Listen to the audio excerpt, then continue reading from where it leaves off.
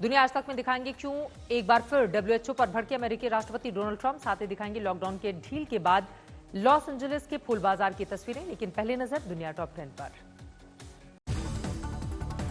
Lockdown के बावजूद दुनिया भर में कोरोना वायरस का कहर थमने का नाम नहीं ले रहा है। अब तक 40,28,000 से ज्यादा लोग इस बीमारी की चपेट में आ चुके हैं, जबकि 2,76,000 लोगों की मौत कोरोना वायरस से हो चुकी है और 13 लाख से 94,000 से ज्यादा लोग कोरोना वायरस से बचने में कामयाब रहे हैं। वो पूरी तरह से स्वस्थ हैं।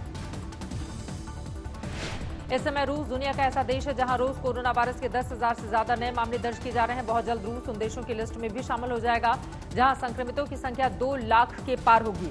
फिलहाल रूस विश्व का 5वां ऐसा देश है जहां कोरोना वायरस संक्रमितों की संख्या सबसे ज्यादा है। न्यूयॉर्क में कोरोना काबू करने के लिए वहां के मेयर बिल डी ब्लासियो ने टेस्टिंग और ट्रेसिंग कॉर्प्स बनाने का फैसला किया है, जो लोगों की गतिविधियों पर नजर रखेगी, कोरोना संक्रमितों की पहचान कर उनका उपचार करेगी। न्यूयॉर्क की दुनिया का ऐसा शहर है जहां कोरोना संक्रमितों की संख्या सबसे ज्यादा है। अमेरिका के राष्ट्रपति डोनाल्ड ट्रंप की बेटी इवांका ट्रंप की निजी सहायक कोरोना पॉजिटिव पाई गई हैं। इसके साथ ही व्हाइट हाउस में कोरोना पॉजिटिव मरीजों की संख्या 3 हो गई है। हालांकि वो कुछ हफ्ते से इवांका के आसपास नहीं देखी गई हैं। अमेरिका का पड़ोसी देश मैक्सिको भी कोरोना वायरस से बुरी तरह प्रभावित है। यहां रोज हजारों नए कोरोना मरीजों की पहचान हो रही है, तो वहीं सैकड़ों लोगों की मौत भी कोरोना वायरस से हो रही है। शुक्रवार को मैक्सिको में 1906 नए मामलों की पहचान हुई और 199 लोगों की कोरोना वायरस से मौत हो गई। इसके साथ ही वहां मरने वालों की संख्या 3,150 से भी ज्यादा हो गई। दक्षिण कोरिया में कोविड-19 के 13 नए मामले सामने आए हैं। 5 दिनों में पहली बार नए मामलों की संख्या 10 से अधिक है। दक्षिण कोरिया के उप स्वास्थ्य मंत्री ने कहा, कोरोना साफ पानी में स्याही की बूंद की तरह तेजी से फैलता है। बढ़ते मामले को देखते हुए सरकार स्कूलों को दोबारा खोलने की योजना को टाल सकती है। पेरू में कोरोना वायरस के बढ़ते मामलों को देखते हुए वहां सरकार ने लॉकडाउन को 24 मई तक के लिए बढ़ा दिया है। इतना ही नहीं, देश की सड़कों पर लॉकडाउन का पालन कराने के लिए अब पुलिस के साथ ही सेना भी मौजूद रहेगी। पेरू उन 15 देशों की लिस्ट में शामिल है जहां कोरोना वायरस संक्रमितों की संख्या सबसे ज्यादा है। पेरू में करीब 62,000 लोग कोरोना संक्रमित हैं। लॉस एंजलिस के कई स्टोर और दुकान लॉकडाउन में मिली छूट के बावजूद बंद नजर आए, जबकि वहां प्रशासन ने दुकानों और स्टोर्स को खोलने की इजाजत दे दी है। छूट के बावजूद दुकानों के बंद होने से लोगों में नाराजगी है। कैलिफोर्निया के गवर्नर ने शर्तों के साथ लो रिस्क स्टोर्स को खोलने का आदेश दिया है। इस दौरान रेस्टोरेंट भी खुलेंगे, लेकिन वहां बैठकर खाने की इजाजत नहीं होगी। ऑस्ट्रेलियाई ओलंपिक समिति के अध्यक्ष जॉन कोट्स ने साफ कर दिया है कि Tokyo Olympic 2021 no plan B के साथ आगे बढ़ा है। मतलब ये कि मार्च 2021 में टोक्यो ओलंपिक का आगाज होगा। इस दौरान जॉन कोट्स ने यह भी उम्मीद जताई है कि कोरोना वायरस महामारी के कारण 1 साल के लिए स्थगित हुआ टोक्यो ओलंपिक अब तक के सर्वश्रेष्ठ ओलंपिक में से एक हो सकता है। और लॉकडाउन के बीच लंदन में जब लोगों को दिन भर में एक बार एक्सरसाइज करने की छूट मिली तो एक बेहद खूबसूरत तस्वीर लंदन की सड़कों पर देखने को मिली। यहाँ एक शख्स अपने कुत्तों को पीठ पर बांधकर साइकिलिंग करते हुए नजर आया। अमेरिकी राष्ट्रपति डोनाल्ड ट्रंप ने कहा है कि विश्व स्वास्थ्य संगठन को लेकर जल्द ही बड़ा ऐलान करेंगे। इसके पहले डोनाल्ड ट्रंप विश्व स्वास्थ्य संगठन पर चीन के हाथों की कठपुतली होने का आरोप लगाते हुए फंड बंद कर चुके हैं। मंजर कनॉट प्लेस के आउटर सर्कल का है। एक एम्बुलेंस खड़ी है और 4-5 काली वर्दी में बाउंसर उसे घेरे हुए हैं। ये लड़का सड़क पर लेटा है और खतरनाक किडनैपर से दिखाई दे रहे ये लोग उसे किसी भी हालत में छोड़ने को तैयार नहीं है। जो लोग पकड़ने आए हैं उनके पास डंडे भी हैं, लेकिन ये बेहद डरा हुआ है। लड़का बचने की हर मुमकिन कोशिश कर रहा है। काले कपड़े में मौजूद लोग इस अकेले लड़के पर लाठियां भी बरसा रहे हैं, लेकिन वो इनके काबू में आने को तैयार नहीं। एम्बुलेंस दिल्ली सरकार की कैट्स एम्बुलेंस है। लड़का कोरोना वायरस से लंबी लड़ाई के बाद स्पेन में जिंदगी पटरी पर लौटने लगी है। सरकार ने लॉकडाउन में शर्तों के साथ जब छूट दी तो सड़कों से लेकर बीच पर लोगों की मौजूदगी देखी गई। हालांकि इस दौरान लोग सामाजिक दूरी का पालन करते हुए नजर आए, वो भी मास्क के साथ। स्पेन की ये दोनों तस्वीरें बता रही हैं कि वहां एक बार फिर से जिंदगी पटरी पर लौटने लगी है। हालांकि इसके लिए स्पेन को लंबी लड़ाई लड़नी पड़ी, लेकिन अब वहां की सड़कें और बीच लोगों से गुलजार हैं। दरअसल देश में थमते कोरोना वायरस के कहर के बाद स्पेन की सरकार ने शर्तों के साथ लॉकडाउन में छूट दे दी है, जिसके बाद लोगों की मौजूदगी राजधानी मैड्रिड के सड़कों पर नजर आई। सैकड़ों की संख्या में लोग एक बार फिर से साइकिलिंग करते नजर आए और कुछ लोग ऐसे भी थे जो रनिंग करते नजर आए। ऐसे में उनके चेहरे की खुशी और लॉकडाउन से मिली आजादी को साफ साफ महसूस किया जा सकता था। इतना ही नहीं, इस दौरान लोगों ने मास्क भी पहन रखा था और लोग सामाजिक दूरी का पालन भी करते नजर आए। इससे पहले शुक्रवार को स्पेन के बार्सिलोना बीच पर भी ऐसी ही रौनक देखने को मिली। यहाँ भी बीच को आम लोगों के साथ साथ खिलाड़ियों के लिए भी खोल दिया गया। यहाँ खेलने, स्विमिंग करने, सर्फिंग करने की तो छूट है, लेकिन आराम करने की इजाजत फिलहाल नहीं दी गई है। सुबह 6 बजे से लेकर सुबह 10 बजे तक ही बीच पर आम लोग मौज मस्ती कर सकते हैं, लेकिन एथलीट और सर्फर रात में भी यहाँ आ सकते हैं। हालांकि इस दौरान सामाजिक दूरी रखने की सख्त हिदायत दी गई है और लोगों पर नजर रखने के यहाँ सुरक्षा कर्मियों की भी तैनाती की गई है।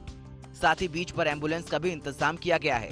स्पेन दुनिया का दूसरा ऐसा देश है जहां कोरोना वायरस से सबसे ज्यादा लोग संक्रमित हैं। कोरोना वायरस से यहां 2,60,000 से ज्यादा लोग संक्रमित हैं। वहीं 26,700 से ज्यादा लोगों ने अपनी जिंदगी गंवा दी है। आज तक ब्यूरो। कोरोना वायरस पर काबू पाने के बाद चीन में सब कुछ सामान्य होता नजर आ रहा है। अब सरकार ने एक और बड़ा फैसला करते हुए वहां सिनेमाघरों को फिर से खोलने का आदेश जारी कर दिया है। पिछले 100 दिनों से देश भर के 10,000 से ज्यादा सिनेमा हॉल बंद थे, जिसकी वजह से उन्हें भारी नुकसान हुआ है।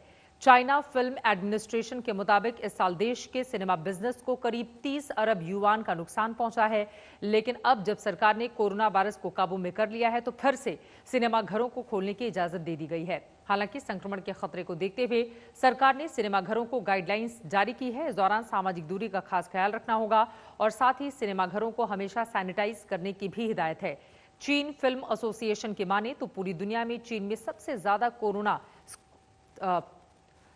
सिनेमा स्क्रीन है। माफ कीजिएगा, चीन में सबसे ज्यादा सिनेमा स्क्रीन है। हालांकि कोरोना का पहला मामला भी चीन के वुहान से ही सामने आया था। कोरोना वायरस चीन में लगभग थम सा गया है। वहां हर रोज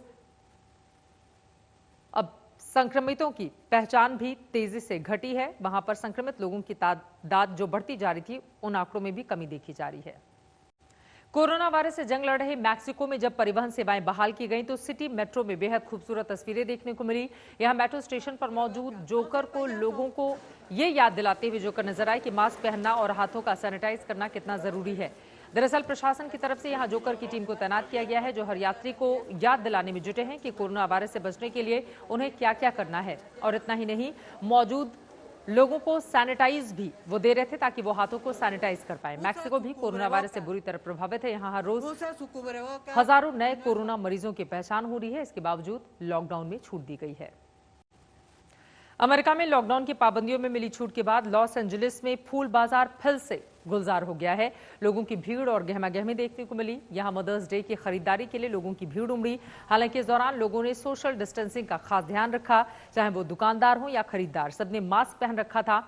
आपको बताते चलें कि भले ही इकोनॉमी बचाने और जिंदगी को पटरी पर लाने के लिए लॉकडाउन में ढील देने का अमेरिका का निर्णय ठीक हो, लेकिन अमेरिका को इस बात का भी ध्यान रखना होगा कि मौजूदा वक्त में कोरोना महामारी से सबसे ज्यादा प्रभावित कोई देश है तो वो अमेरिका है। उत्तर कोरिया के नेता किम जोंग उन ने कोरोना वायरस को काबू में लाने में मिली सफलता के लिए चीन के राष्ट्रपति शी जिनपिंग की तारीफ की है। कोरियन सेंट्रल न्यूज एजेंसी ने इस वैश्विक महामारी के खिलाफ युद्ध जीतने के लिए चीनी राष्ट्रपति की जमकर तारीफ की और उनको बधाई दी।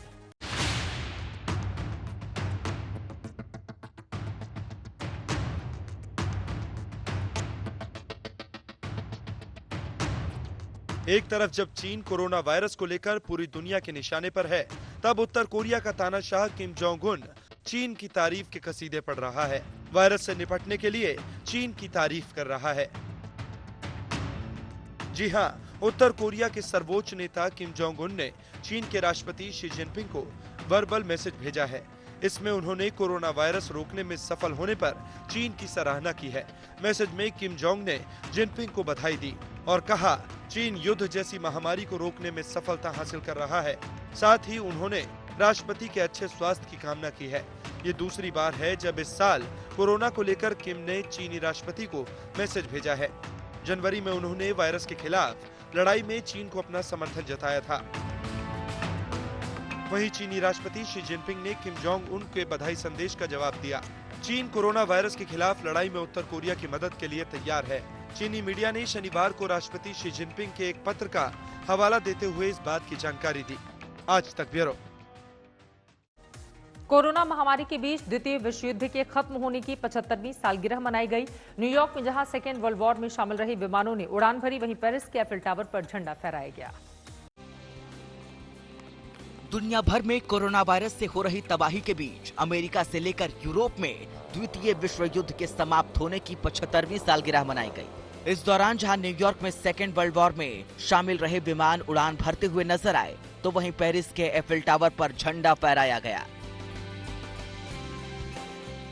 जबकि बर्लिन के ब्रेंडनबर्ग गेट पर शानदार रोशनी की गई। द्वितीय विश्व युद्ध में अहम भूमिका निभाने वाले अमेरिकी विमानों ने जब न्यूयॉर्क के आसमान में उड़ान भरी, तो कहीं से भी ये विमान पुराने नहीं लग रहे थे। 8 विमानों ने हडसन नदी के ऊपर उड़ान भरकर सेकेंड वर्ल्ड वॉर में शहीद हुए सैनिकों को श्रद्धांजलि दी। वहीं विक्ट्री डे के मौके पर पेरिस के एफिल टावर पर झंडा फहराया गया। हालांकि इस दौरान कोई भी यहाँ भव्य कार्यक्रम नहीं हुआ। दरअसल यूरोप के अधिकांश देश फिलहाल कोरोना वायरस की चपेट में हैं और इस वजह से कहीं भी बड़े स्तर पर आयोजन नहीं हुआ। जर्मनी में भी द्वितीय विश्व युद्ध के खत्म होने की 75वीं सालगिरह मनाई गई। यहाँ बर्लिन के ब्रेंडनबर्ग गेट पर शानदार लाइटिंग की गई और गेट पर लेजर लाइट के जरिए रूसी, फ्रेंच, जर्मन और अंग्रेजी में थैंक यू लिखा हुआ नजर आया। बता दें कि 8 मई 1945 को करीब 6 साल तक चले युद्ध के बाद ब्रिटेन और गठबंधन सेनाओं के सामने जर्मनी की नाजी सेना ने बिना किसी शर्त के आत्मसमर्पण कर दिया था। हालांकि इस दिन विश्व युद्ध पूरी तरह समाप्त नहीं हुआ था, क्योंकि गठबंधन सेनाएं जापान को अगस्त 1945 तक परास्त नहीं कर सकी थी। आज तक ब्यूरो।